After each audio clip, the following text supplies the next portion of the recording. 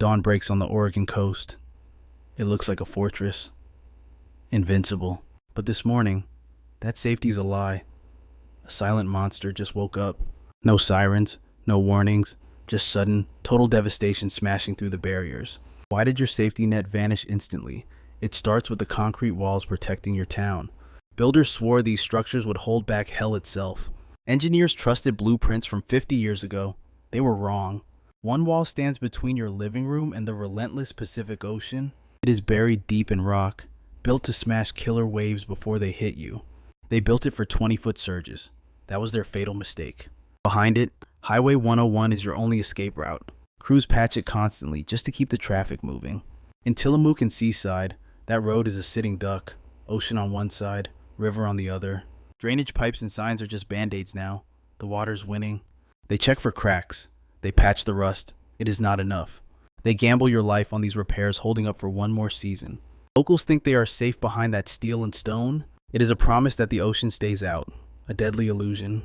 You sleep soundly, thinking the system is bulletproof. Storms are just background noise here, part of the daily routine. You trust the city to keep the water away? Do not. Winter usually brings warnings you can plan around. Not today. Experts watch satellite data for the slightest danger signal. They look for low pressure or a full moon, the usual suspects. When the stars align for disaster, they're supposed to know. Usually, you get 48 hours to pack your bags and run. Time to close roads and sandbag your driveway. Your phone buzzes with alerts from the county. It is a survival habit. You wait for that ping. The weather service warns the county. The system works. Police and fire crews get the call first. They mobilize. Then 70% of you get the text. You feel safe. TV and radio scream the warning. Nobody misses it. King tides are on the calendar months in advance. People even go down to the beach to take pictures of the danger. It feels controlled, predictable, safe. This false security is woven into your daily life. Every official is trying to create order. Nature does not care. You think you will have time to run? You will not. 6:47 in the morning. The nightmare begins instantly. Sensors scream numbers that should not exist. Waves hit 35 feet, double the lethal limit. 6:50 in the morning. Phones light up with panic. Water's already crushing homes. The timeline is terrifying. 6:56 in the morning. The first warning finally goes out. 7:10 in the morning. Rescue boats launch into flooded streets. Imagine driving down Highway 101. By 7:12 in the morning, that road is underwater. Police halted traffic immediately. 3 minutes later, at 7:15, the first Coast Guard chopper screams into the sky. Vacation rentals are now islands. People are trapped. By 7:20, panic spreads. Command centers in Tillamook and Lincoln City watch the disaster unfold. The list of victims grows every second. Logs confirm 14 people were pulled from sinking cars between 7:21 and 7:35. At 7:38, a family of 4 is airlifted. Water blocked every single escape route. By 8:17, 90 minutes after the surge, shelters are overflowing. Local residents, terrified tourists, no one was safe. Officials documented every second of this nightmare. It struck without warning. Immediate action was the only choice. Your local fire department trains for this exact moment. They have a plan for when the ocean turns on you.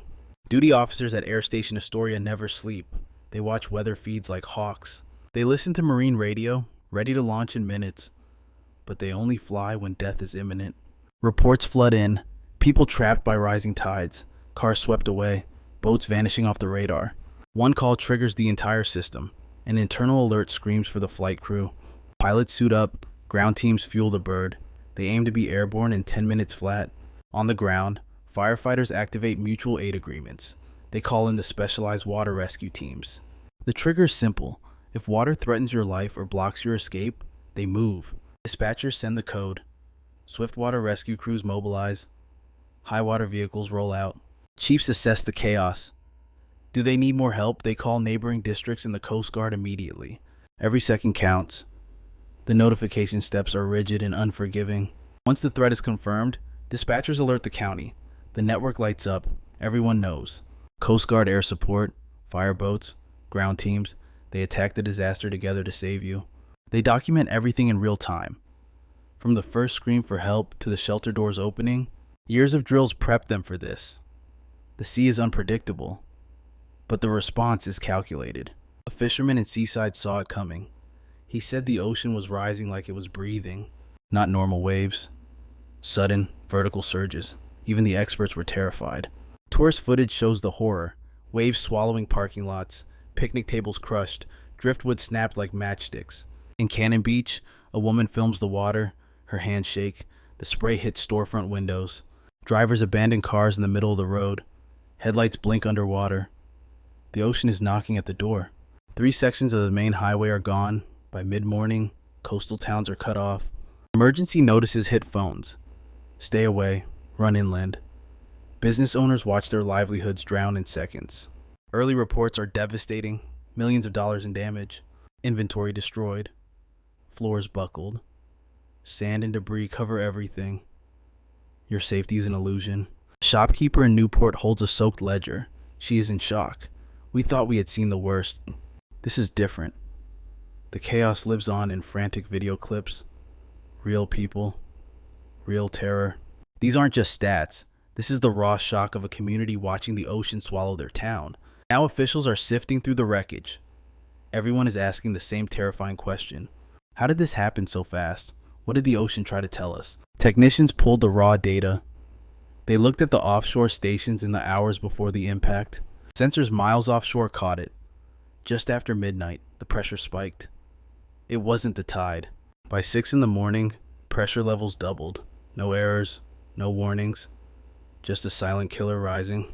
This anomaly lasted nearly 6 hours. Scientists are baffled. The temperature readings are even scarier. Vertical snapshots show a warm pulse deep underwater. This shouldn't be there. Oregon water is usually 50 degrees Fahrenheit. Sudden sensors at 30 meters showed a 4-degree jump. Warmer water rising from the deep. That kind of heat is rare. No storms, no currents. Weather models showed nothing. Seismic logs were empty. The earth didn't shake. No tremors. No landslides. Just a silent, deadly shift in the ocean. The earthquake warning systems failed completely. No alarm sounded. The silence was deafening. Experts checked the data and froze. 3 deadly anomalies appeared. Pressure, heat, and dead silence. This wasn't a glitch. Every sensor was working perfectly. That makes it terrifying. Nobody can explain this pattern. Scientists are desperate for answers right now. This defies every safety model we have. We are flying blind here. The Cascadia Fault is lurking just offshore. It is a loaded gun. In 1700, it unleashed a massive tsunami. It devastated coastlines everywhere. That history is a warning for you. It could happen to your town. Geologists are racing to map the danger zone. They know what's coming. Every single sensor is a lifeline for your family. We need them. But right now, we have massive blind spots. The danger zones are unmonitored. We need deep water sensors immediately. The current setup is failing us. We have to catch the warning signs instantly. Seconds equal lives here. A hidden landslide could trigger a mega disaster. We wouldn't even know. Northern Oregon, listen closely. You are living in a blind spot.